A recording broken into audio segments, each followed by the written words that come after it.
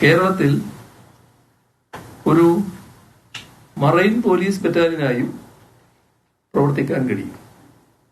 തീരദേശ സുരക്ഷയ്ക്ക് വേണ്ടി മറൈൻ പോലീസായി അവരെ ഉപയോഗിക്കാൻ കഴിയും വിധമാണ് അത് സ്ഥാപിക്കുക.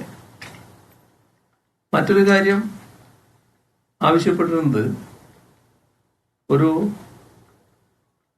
ദേശീയ ഫോറൻസിക് സയൻസ് സർവകലാശാലയുടെ ഒരു പ്രാദേശിക ക്യാമ്പസ് അനുവദിക്കലായിരുന്നു.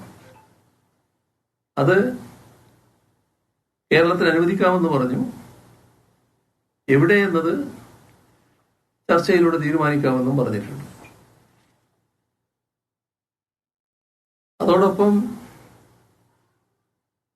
ഇക്കാലത്ത് സൈബർ കുറ്റകൃത്യങ്ങൾ വർദ്ധിച്ചു വരികയാണ്.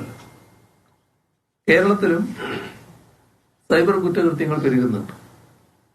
അപ്പൊ അവയെ നേരിടുന്നതിനും കേരളത്തിൽ സൈബർ ക്രൈം നിയന്ത്രണ അടിസ്ഥാന സൗകര്യങ്ങൾ ശക്തിപ്പെടുത്തുന്നതിനുമായി കേന്ദ്ര സാമ്പത്തിക സഹായമായി 108 കോടി രൂപ ചോദിച്ചിരുന്നു.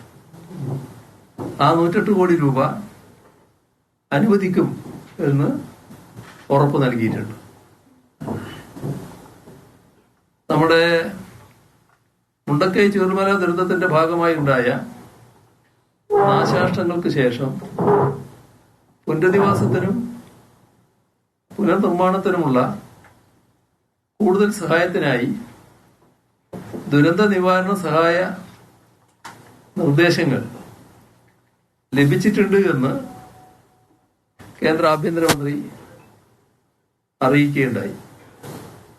അത് തുടർന്നും പരിഗണിക്കും എന്ന ഉറപ്പും ഞങ്ങൾ ആ പ്രശ്നം ഉന്നയിച്ചപ്പോൾ അദ്ദേഹം നൽകിയിട്ടുണ്ട്.